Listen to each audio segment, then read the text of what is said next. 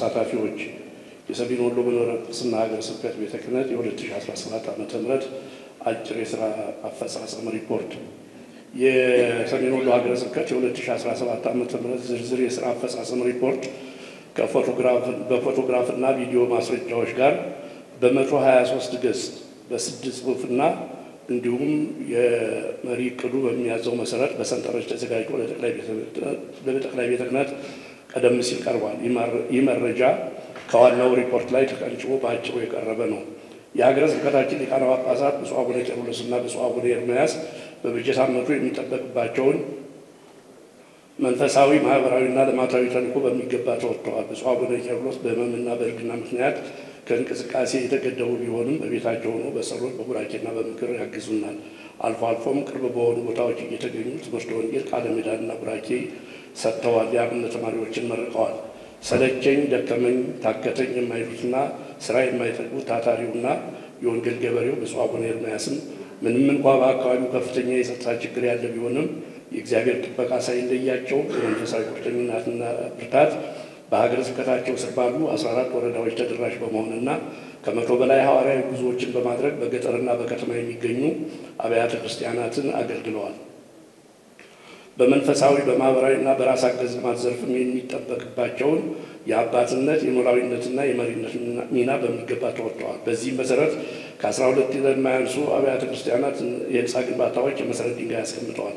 ከ11 ያላነሱ አዳዲስ አብያተ ክርስቲያናትን ባርከው ቅዳሴ ቤታቸውን አክብረዋል። ከ20 በላይ የሆኑ የንግስ በዓላትን አክብረዋል። በሁሉም ወረዳዎች ዓመታዊ አጠቃላይ የሰበካ ጉባኤ ስብሰባዎች ላይ በመገኘት ስብሰባውን በርዕሰ መንበርነት መርተዋል፣ አወያይተዋል፣ የሥራ መመሪያም ሰጥተዋል። ለ1981 አገልጋዮች የዲቁና የቅስና የቁምስና ስልጣነ ክህነት ሰጥተዋል።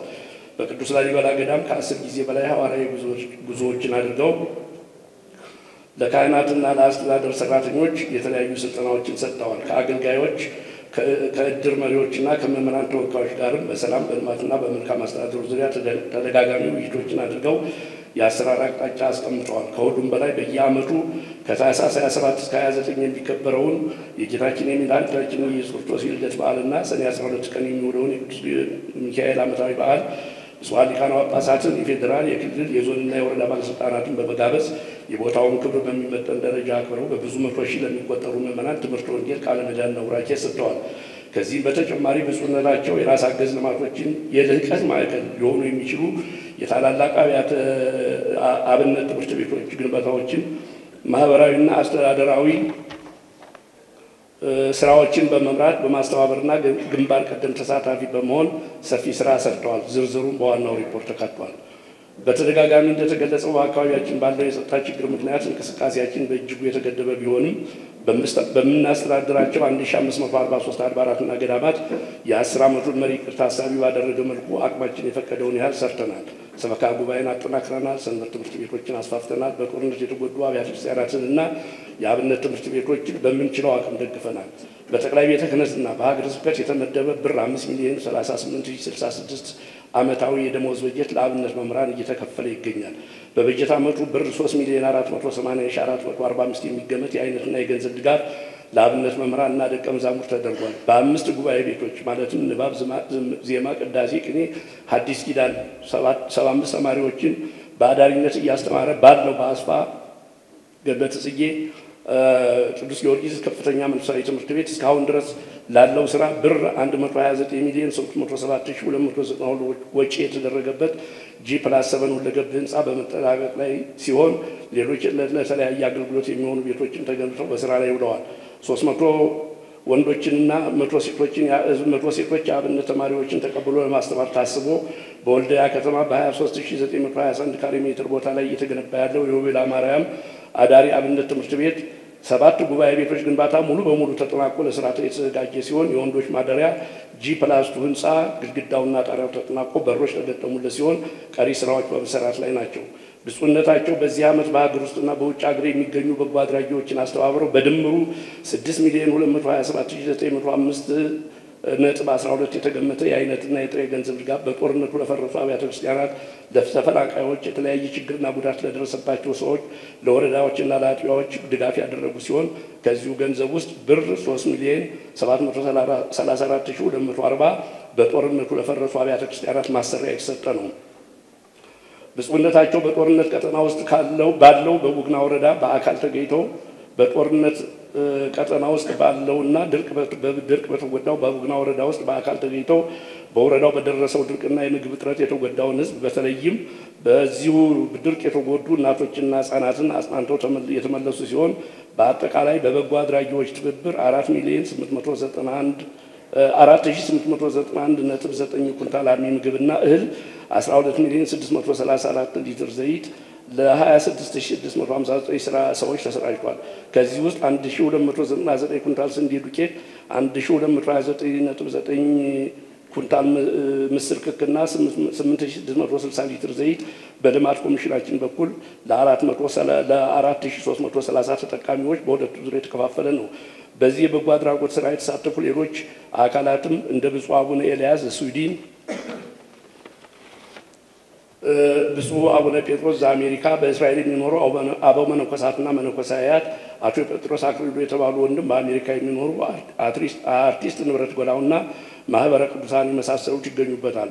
በገነት ህጻናት መርጃ ማዕከል ማለትም ወልዲያ በሚገኘው ለሚረዱ በድምሩ 49 ህጻናት 1,823,714 ድጋፍ ተደርጓል። ሰንበት ትምህርት ቤትን ለማጠናከርና አዲሱን ስርዓተ ትምህርት ተግባራዊ ለማድረግ ከፍተኛ ጥረት ተደርጓል። በበጀት ዓመቱ የሁሉም የወረዳ የሰንበት ትምህርት ቤት አንድነት በአዲስ መልክ ተዋቅሮ 944 የሰንበት ትምህርት ቤት መጽሐፍት ተሰራጭተዋል። ብፁዕነታቸው በመግቢያችን እንደገለጽነው በበጀት ዓመቱ ሰፊ የስብከተ ወንጌል ስራ ሰርተዋል። በሁሉም ቦታ ስብከተ ወንጌል ተጠናክሮ እንዲቀጥል አስፈላጊው ጥረት በየደረጃው ተደርጓል። በዚህም መሰረት ስብከተ ወንጌልን አስመልክቶ 85 ስልጠናዎች ተሰጥተዋል። በ90 አብያተ ክርስቲያናት የሰርክ በ750 ሳምንታዊ በአብዛኛዎቹ አብያተ ክርስቲያናት ደግሞ ወርሃዊ ጉባኤዎች የተካሄዱ ሲሆን በአመቱ ውስጥ 66 የህዝብ ጉባኤዎች ተደርገዋል። በሀገረ ስብከታችን ባሉ 1543 አጥቢያዎች 354 መደበኛና 496 የትሩፋት በድምሩ 850 ሰባክያነ ወንጌል ይገኛሉ። በቅዱስ ላሊበላ ያለውን የስብከተ ወንጌል እንቅስቃሴ አስመልክቶ ከገዳሙ የቀረበው ሪፖርት እንደሚያስረዳው የቅኔና የሐዲስ ኪዳን መምህር የሆኑና ከሰዋስወ ብርሃን ቅዱስ ጳውሎስ መንፈሳዊ ኮሌጅ በዲፕሎማ የተመረቁ አንድ ባለሙያ ስብከተ ወንጌል ክፍል ኃላፊ ሆነው ተመድበዋል። ከቅድስት ሥላሴ መንፈሳዊ ዩኒቨርሲቲ በዲግሪ የተመረቀ ባለሙያ የክፍሉ ጸሐፊ ሆነው ተመድበዋል። በገዳሙ አንድ የአራቱ ጉባኤ መምህርና 9 የብሉይና የሐዲስ ኪዳን መምህራን በመደበኛነትና 6 መምህራን በትሩፋት በድምሩ 18 ሰባክያነ ወንጌል ተመድበው አገልግሎት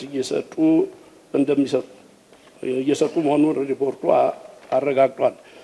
እንግዲህ ቢጫ ስለመራብኝ ወደ መጨረሻው እየሄድኩ ነው። የመሪ ዕቅድ አፈጻጸም በተመለከተ የ2017 ዓ.ም የዕቅድ አፈጻጸም ሪፖርት በየሩብ ዓመቱ የ2018 እና የ10 ዓመቱ መሪ ዕቅድ ደግሞ የሀገረ ስብከቱ በአመቱ መጀመሪያ ለጠቅላይ ቤተ ክህነት ተልኳል። ከሀገረ ስብከት እስከ ወረዳ ለሚገኙ ፈጻሚ አካላት ስልጠና ተሰጥቷል። በዕቅድ አፈጻጸም ዙሪያ የታዩ ጠንካራና ደካማ ጎኖች ተለይተው ለወረዳዎች ግብረ መልስ ተሰጥቷል። በሀገረ ስብከቱና በሁሉም ወረዳዎች በመሪ ዕቅድ አፈጻጸም ላይ ድጋፍ የሚሰጡ የበጎ ፈቃድ ባለሙያዎች ኮሚቴ ተቋቁሞ አገልግሎት በመስጠት ላይ ይገኛል። ከዕቅዱ ጋር ተያያዥነት ያላቸው መረጃዎች ባለሙያ ተቀጥሮ በዳታቤዝ መያዝ ተችሏል። የ10 ዓመቱን መሪ ዕቅድ ማስፈጸም የሚችል የሰው ኃይል ጥንቅር በፒኤችዲ 1 በዲግሪ 6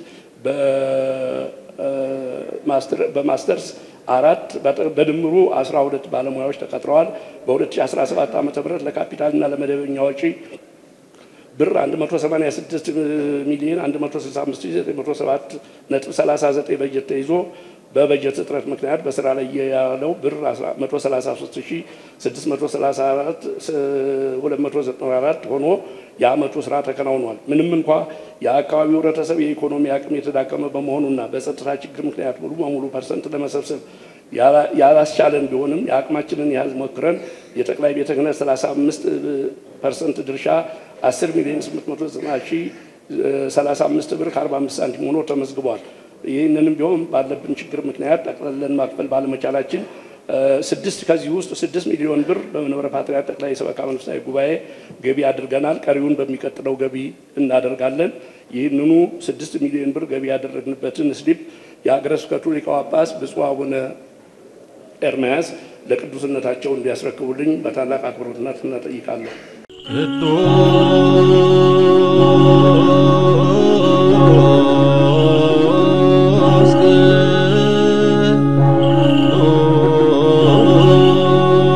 Oh ፍቅር